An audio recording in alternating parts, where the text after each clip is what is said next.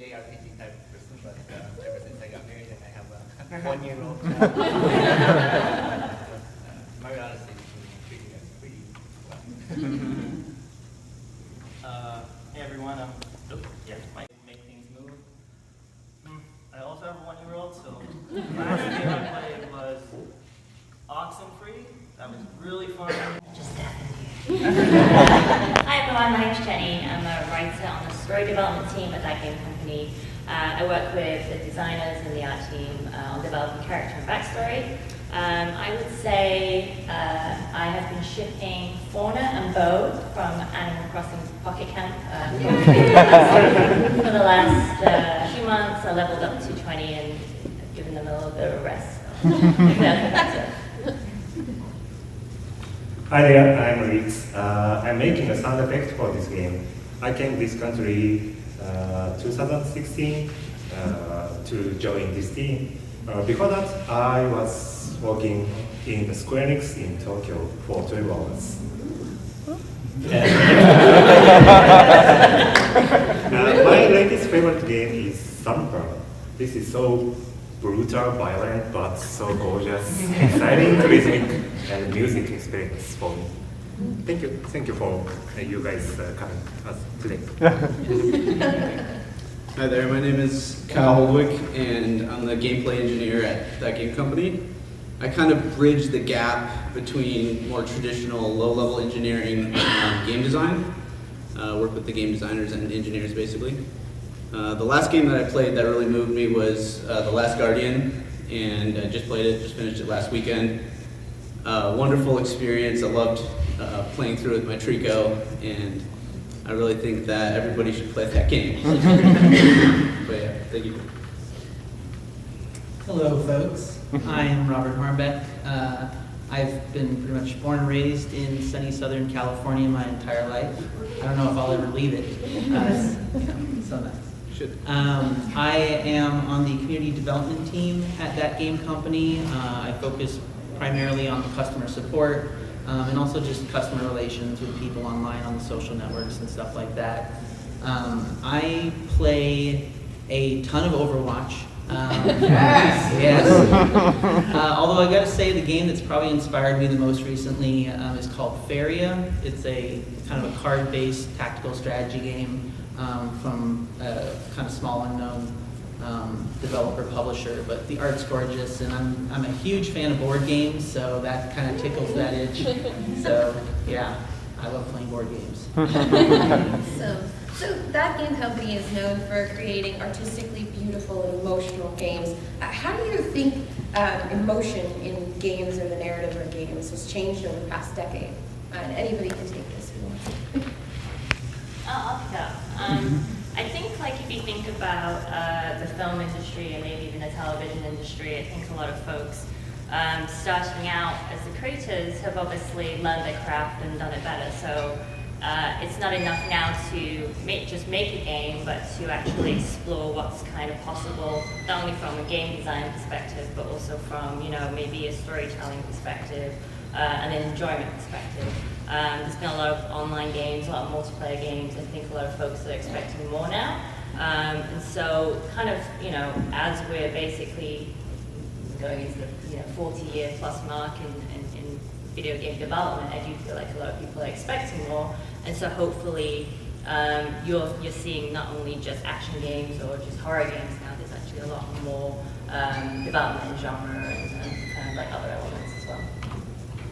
I'd also like to add that, because of how much growth has occurred in the industry, the opportunity to tell stories and present emotions in different ways, from audio to visual, even to tactile things with vibrating remotes and VR, all that stuff creates so many new opportunities to convey emotion. But I also think because it's such a big industry and people are so open and aware to games now, that it's more accessible to people, and people who would have never played a game before are now playing games because they're finding games that appeal to them, and they're able to find the emotions that appeal to them. And it's actually interesting. Dear Esther came out like 10 years ago, and I remember at the time it was pretty phenomenal, but it almost felt like Spec Ops: The Line, where, okay, I don't really get the gameplay, but the story is so incredible and the storytelling is so amazing. And it feels like while once it was just gameplay and then let's figure out the story, it's kind of almost feeling like both of them are now equal, almost like partners in this like making of the experience. Even like hardcore games that are just about multiplayer, they still have that story element, they still have that emotional impact. Some do it better than others, but it feels like it's no longer acceptable for games to just be about games. There has to be this sort of emotional element and somehow connecting you to the game. I mean, the reality of it is that there'll always be a need for, you know, Mario Kart and everything else that we love. I don't think That story is great, by the way. If only you knew. So, you know, I think that I don't think any of those games are going away. If anything, more and more people are kind of, getting access to those folks. But at the same time, I'm an 80s kid. I grew up with games. I'm hoping to see more from this medium.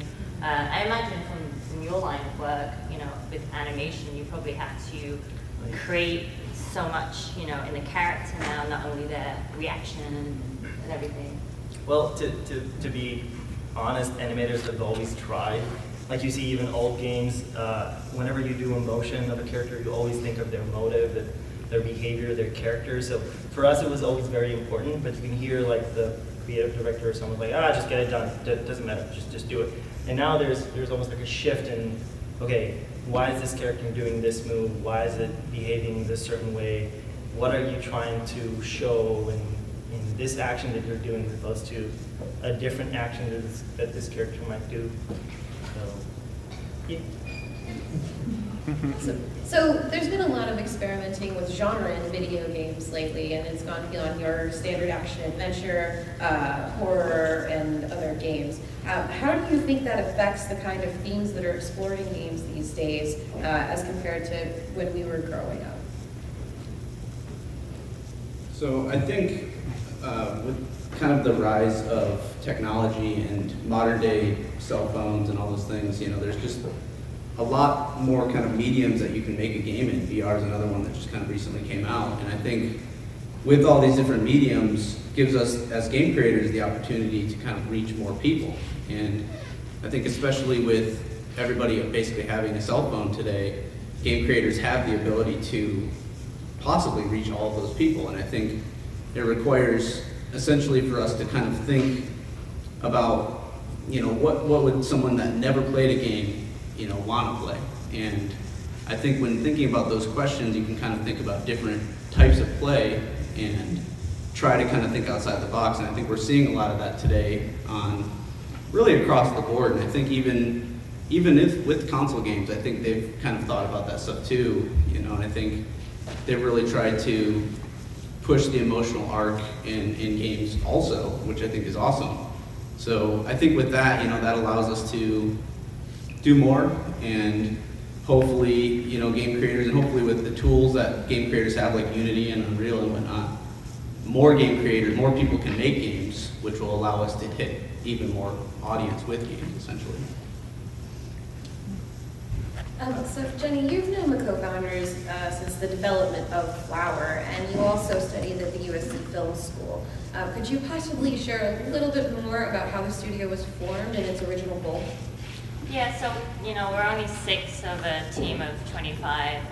The studio's been running for about 13 years or so, co-founded by our fearless leader, Genova Chen, who unfortunately can't be here today. But yeah, it's really funny. He originally moved out here from China and really had the kind of inspiration, ambition to work at Pixar, basically. He wanted to be an animator actually before a game designer, and he liked the idea of that. Went to USC Film School, which has a great interactive media program.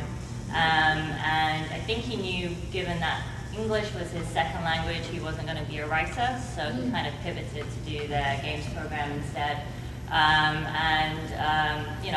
We're in Southern California, everyone knows USC. They do have a great games program. And the tutor, or the professor at the time, Tracy Fullerton, she she really pushed the students to think a little bit differently. I think the first game that Genova created was a Cloud, about a boy who's stuck in hospital. He's sick, he wants to go outside, and so he dreams of kind of flying amongst the clouds, basically. And to my understanding, I think originally it was a game about an alien flying in a spaceship, so it's, you know, very, very traditional gameplay characters, and then he was kind of navigated to do something different. And what's interesting about that school is, if you guys have played Firewatch, King's Quest, and also What Remains of Edith Finch, these are a lot of indie games that have come out. Those guys are all alumni, basically, from the same program in school. So I think something was in the water, or maybe they were brainwashed, I don't know. But you know, they all kind of came out thinking differently, and you know, I'd like to think it was because they were a small team. You have to be creative, right? It's like if you have a studio of like 100 people, of course you're gonna, you know, try and tackle more of a blockbuster vibe kind of game. But yeah, he, you know, him and the co-founder Kelly Santiago, and actually our composer Vincent, ended up working on Cloud.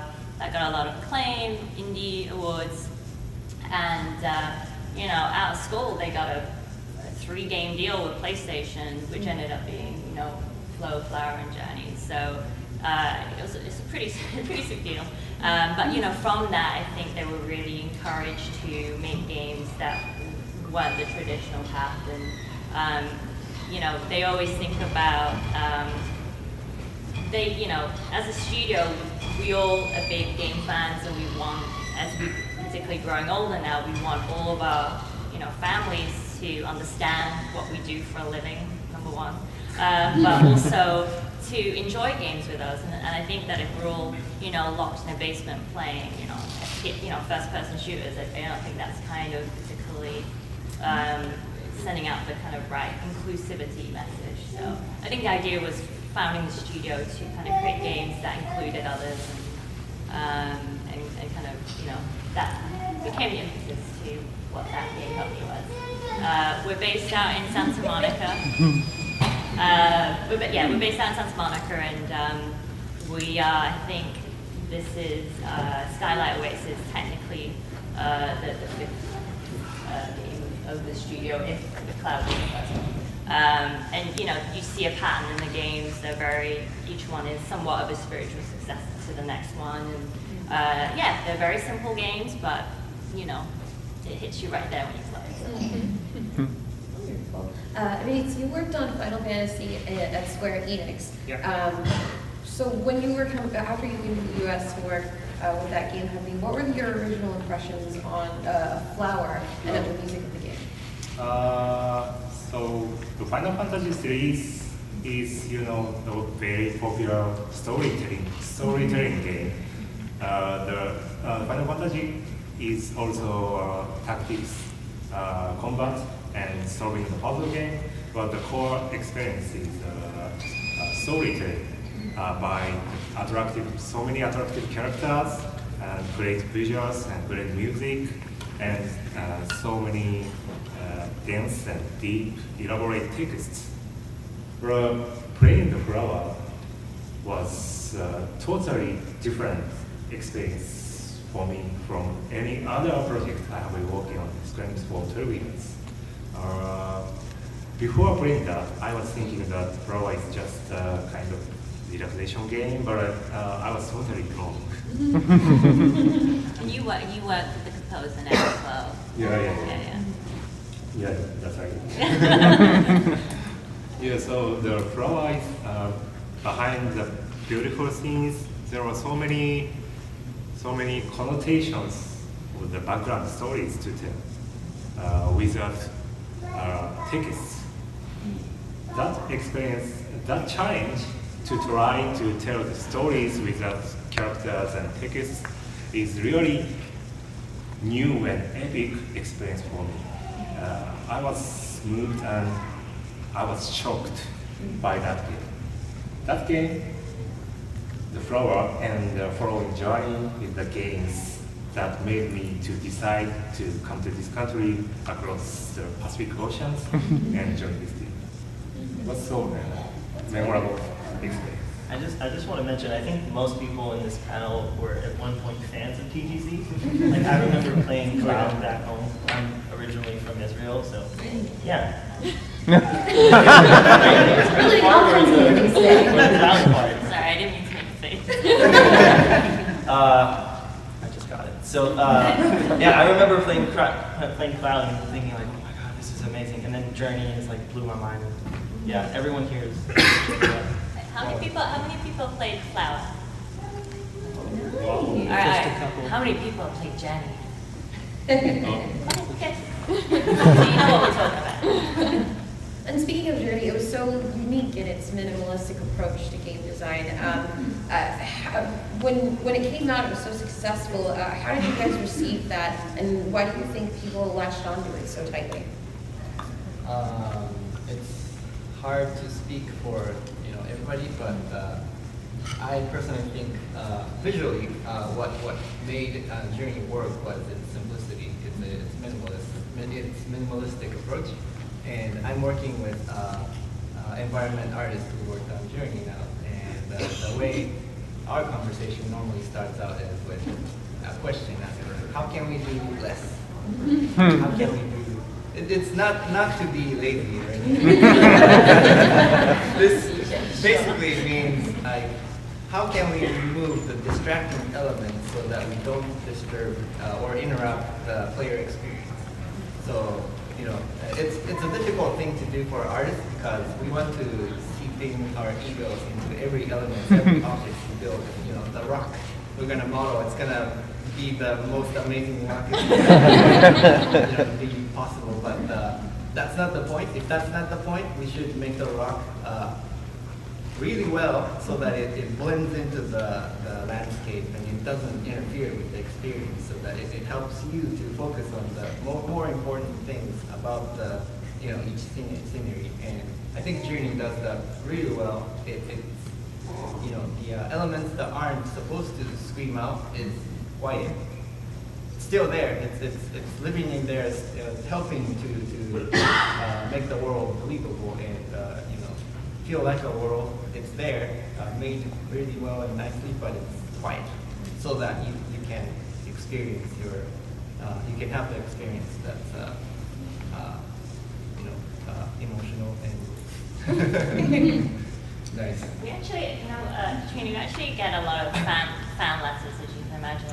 It never gets old. I mean, it's Robert and I get to have a read of a lot of the ones coming in, and certainly over the last 5-6 years since the game's come out, people are still playing this game. And I think that what the minimalist nature or the style of games like Journey allow for, I think, is that a lot of the fans, when they tweet us or write us a very nice email, is they all actually tell us very personal stories. So they, for whatever reason, people play Journey at a time, maybe where they had the chance to self-reflect or something's going on at home, or that they've been traveling around, and we've had I think a couple of letters even from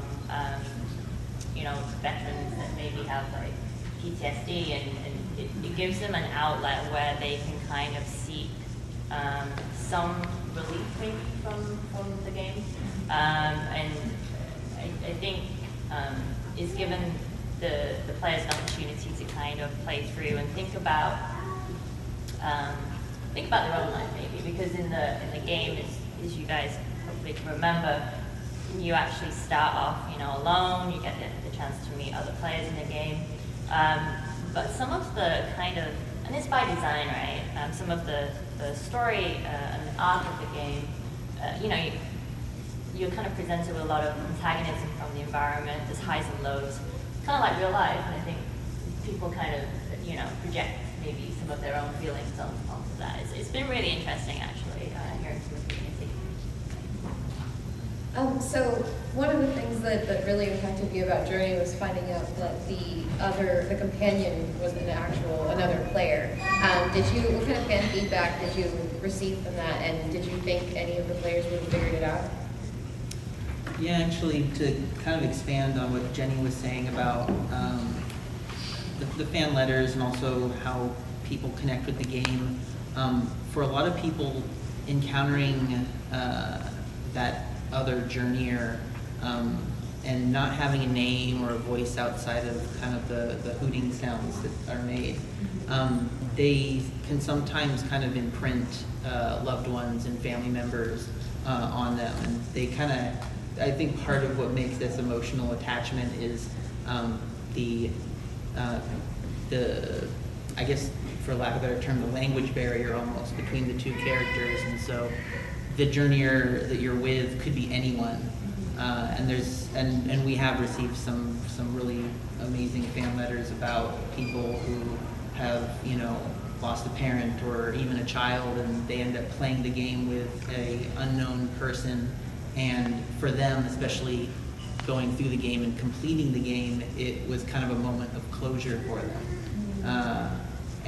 And that to me was pretty wild. That was not the experience I had, but to hear that someone had an experience like that is really fascinating to me. And it's, you know, it's, I don't know, it's pretty incredible. I'm not even sure how to describe it exactly. It's, how do you catch that in a bottle? That's incredible. I wouldn't even say, I mean, I would say that, you know, we're one of many games that have been able to move people. I mean, if you guys have played, you know, Gone Home or Firewatch or, you know, even The Last of Us. I mean, I advocate The Last of Us as being a great kind of AAA blockbuster experience that ultimately, sure, it's set in a zombie apocalyptic world, but ultimately, it's no spoilers, ultimately it's about the relationship between Joel and Ellie, which are kind of surrogate father and daughter, basically. So I think there's a lot of other games out there that have provided a platform for people to play the game.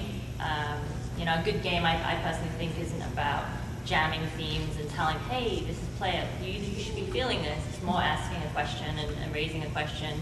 Kind of like, you know, holding up a mirror to yourself. You know, if you were put in this position, what would you do? And I think a good game pivots on that kind of element of design and putting a player in the place of someone else.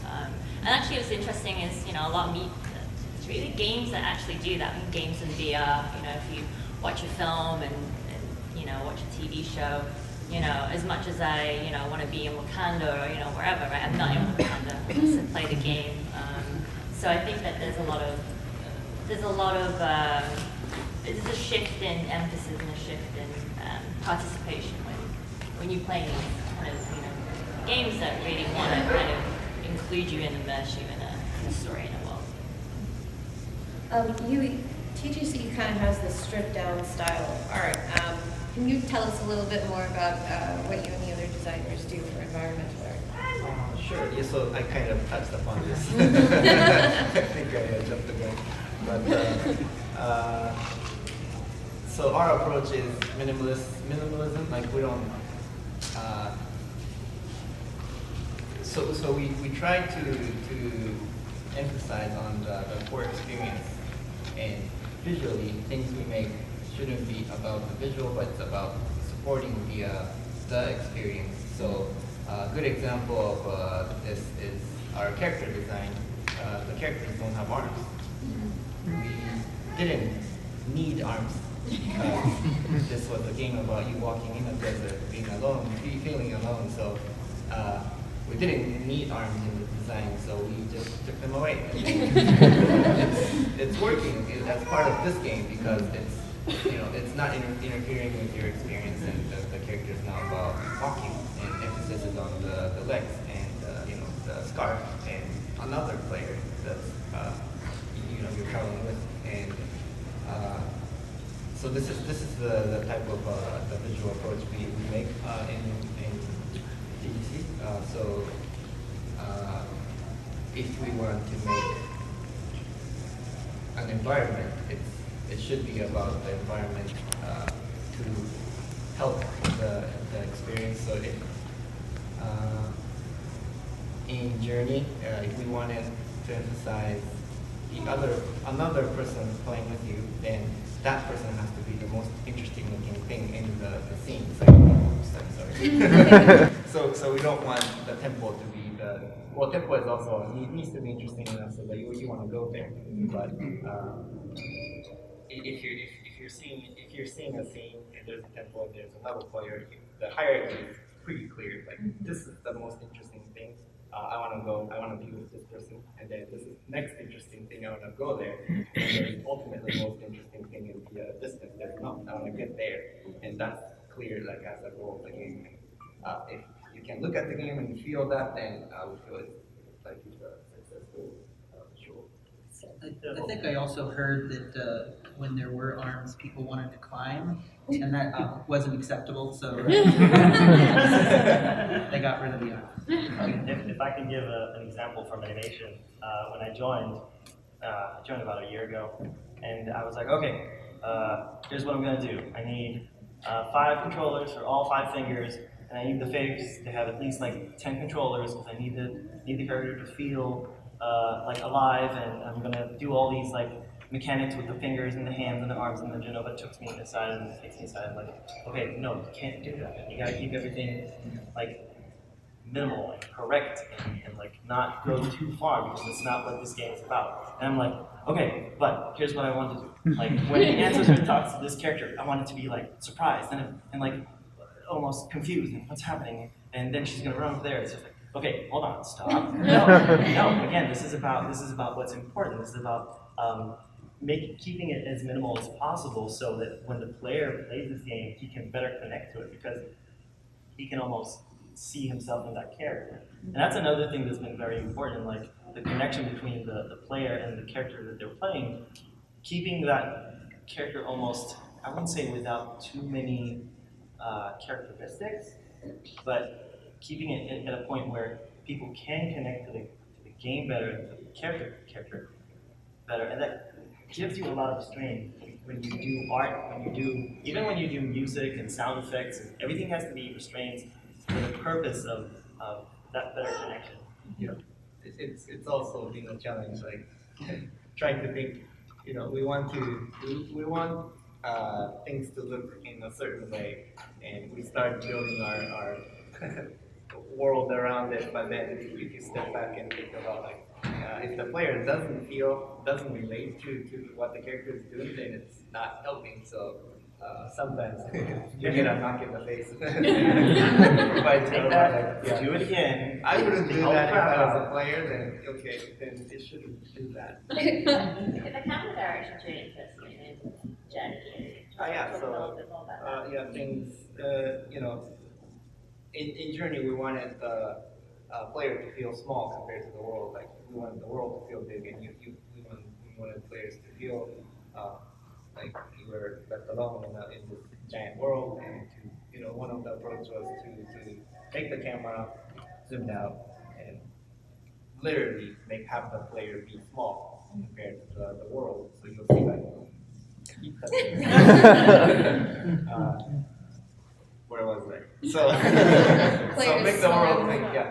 So if you take a look at the visual, you can like visually compare the player being like tiny against a huge mound of desert, and this is a visual statement saying like, you are tiny in this world, and there's nothing else you need to explain. That's the visual storytelling that's good. We don't have dialogue. It kind of puts me out. Yeah. So Robert, you work really closely with the fans, and it's been Journey just recently celebrated its 6th anniversary. How has the fan base changed over the years? We started in an era without Discord, without Amino. So how would you say the community has shifted? So the first thing I observed is, so I've actually been at That Game Company for just over a year now, and one of the things that really blew my mind is when the 6-year anniversary was coming up, how many people were reaching out to us and just talking about it. It wasn't just a couple of fans, but it was forums of people, communities of people who were like, hey, it's year 6, we have events we want to host, there are things we want to do, and there was so much excitement behind it. It was almost as if the game had just come out. And I think with with Discord and all of these social networks, it certainly gave them more opportunity to find us and talk to us about these things. But also gave them more ability to rally around it. The actual fan groups are not just forums anymore, but they're Facebook groups and they're hashtags and Discord channels and you name it. And there's even like MMO guilds who essentially are all fans of Journey, and that's one of the ways that they've united. But I guess I should say, as someone who is new to the company, I am just kind of blown away by how many people are still so passionate about it, and even continually play it on a regular basis. It's either something that they do for the anniversary. They get together and they play it, or it's just it's their pastime, something that they do as a way to kind of let off steam, or just go back to that place that they love and feel comfortable with. It's in short, it's just incredible to see how much people are still excited about it and passionate about it. Yeah, and I think to that point too, all of us kind of on the team, we actually read like all of those things. Like we read all of the feedback. We are on the Discord. Like you might not know that, but we're on there. and it's really good to kind of see that for us and as all developers, to kind of read what fans really believe and what they think, because it helps us connect with you guys more, and helps us kind of create better games. So that's something that as a developer on the game, I can say with certainty that we're looking at all those things. Well, and on that too, one of the things I say anytime someone sends us feedback, whether it's good or bad, I always say thank you, because it not only does it mean a lot for us that someone is passionate enough about the game that they want to reach out, but it means enough to them that they want to see it do well. They want it to do better, and we are 6 to 25 people, give or take, and it's amazing how often people will bring stuff to our attention that just we didn't even have our eyes on, we weren't paying attention to. And it's not just little comments too. It's sometimes daunting, but I will get whole chapters of information from people, and I have to take a deep breath and maybe grab some tea and a cookie to prep myself for the long haul. But you dig through it, and you can really see the passion and how deep people just dig into the game. How they pick it apart and they ask questions that sometimes we haven't even asked ourselves, and it's huge for us as developers, but also just as people who are passionate about these kinds of products. And delivering, a great experience. That's how we get it there. So let's get to the meat of the situation. Jenny, can you tell us a little bit about Skylight Awaits and how it connects to the themes of compassion and emotion? Sure. So we're beta testing right now. So anybody who wants to join us, we'll give you info at the end of this session. But ultimately, our new game, Skylight Awaits, is a social adventure game. It's set above the clouds in the mysterious kingdom. And the idea behind it is that it's actually an online multiplayer game. So maybe if you play Journey, you had an opportunity to play, with 1 or 2 players. But this is actually a multiplayer experience that includes you and your friends, and you can all kind of dive in. The kind of goal of the game actually is, as a player, you get to explore this mystical kingdom by spreading light into the world. But you can only explore it by collaborating with friends. I mean, that's kind of a feature that we're focusing on right now, that you ultimately have to work together to be able to kind of get further in the game. We do get to kind of explore themes of altruism and compassion, and the idea behind it is that you get to do good in the world. And I don't want to spoil it for you, so I'll encourage you to sign up for the beta. So how did you guys approach the art and the gameplay of and the sound of Skylight Awaits? Can you tell us a little bit about that? I'm always thinking that sound effect is the reaction from the game world. to the players. So this is a big difference, biggest difference of the sound interactive between the video game and film and the medium. So I'm implementing so many sound effects for the animations or nature world and creatures or everything into all the corner of one game world. Instead of saying thank you for playing, thank you for exploring this game, every inch of this world. This is my basic song. So for example, in relation to what you are talking about, sound effect, sound designing is also struggling to get a better connection between the players, characters and players. Not just by pushing the upper keys, we are making a touch screen game so we can touch the screens whatever way you want. Like you can touch the screens so gently, so subtle way, or you can touch the screens in a so violent, rampant way. Yeah. So to react to respond the player's input to the game, to react to the player's emotion, I'm making so many variations of the sound effects for the animations, not only just playing the step sound.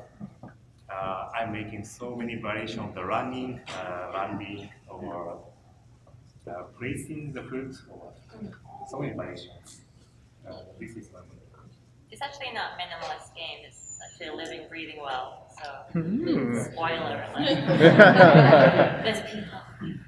Yeah, after seeing that, this game is a challenge visually because we have a multiplayer in the screen, and if we want to make the visual minimal with like multiple players in the site, we're like scratching our heads. Okay, that's the most important thing what we're trying to say here, because it's many times it's player driven. Like the objective, sometimes player comes up with an objective and that becomes the focus of this shot, but we can't really predict that sometimes, and trying to make a visual that we can set up.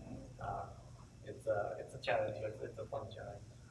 And also there's going back to that challenge, there's also an element of if you want to create a world that's unique and doesn't really exist in real life, but you're still making a game that you wish is as accessible as possible. I know when it comes to animation, but that's also true about this world having its own like language. We research whether if it's a certain dance that's in the game, research different cultures and different dances from all over the world and try to, I wouldn't say mash them up because that's kind of like, but like trying to make something interesting out of all of those. And I feel like we do that with the special effects kit as well, and with the awesome new language that Robert is actually helping to make, and even with the art, like it's never just, even if it is a rock, then it has to be a unique rock for Sky. I know it's kind of, And it helps for us to work with the sound guys. Yeah. You know, sometimes he pulls me aside and asks me like, so what is this material made of? I have to make a sound out of it, but I have to know what the material is. Okay, interesting. it's great. Yeah. So he answers like, this is metal, so this is metal, but is this gold, or is this silver, or is this how much heavy, how much hard, how much solid? I'm always asking so many questions. He needs coffee first. I don't think he should be downloading those questions. Yeah, from a gameplay perspective, as Yui was kind of saying, it's definitely a challenge to bring on so many more players. You know, with Journey, we had one other player that could be with you, and with Sky, we have now up to 7. And so we're kind of designing it to focus on those different things and having puzzles and, you know, really trying to encourage players to play together. And that's been an interesting challenge working on the gameplay. We focus kind of on really being minimalist, similar to the art, you know, design-wise and gameplay-wise, we're trying to be minimalist, and I think it kind of comes down to if we can almost find like the corner piece of what makes a game interesting as far as gameplay, we can really focus and hone in all of our designing and gameplay programming on that particular thing, and then make it amazing. I think in Journey, the camera is a really good example of that, where, as Yuri was kind of saying earlier, we did a lot to make, you feel small in the world, but then you can get into nooks and crannies and the camera has to kind of go along for the ride. And, we kept the camera design really simple in Journey so that we could focus on making it really good. And that's an example of where we really try to do that across all gameplay elements, is find a design, try to think about an emotion that we want that design to kind of hit, and then really focus on making one single thing of it feel really, really good. And so that's kind of the way we're approaching the gameplay. So final question, what do you think the next phase of gaming would be with AR and VR and all these different ways to tell a story? What do you want to see in the future? I think I need you all to continue right games are there. evolving, and we're having a lot more options and variations, right? Personally, I feel like I am seeing what I want to be seeing. It's evolving into multiple different.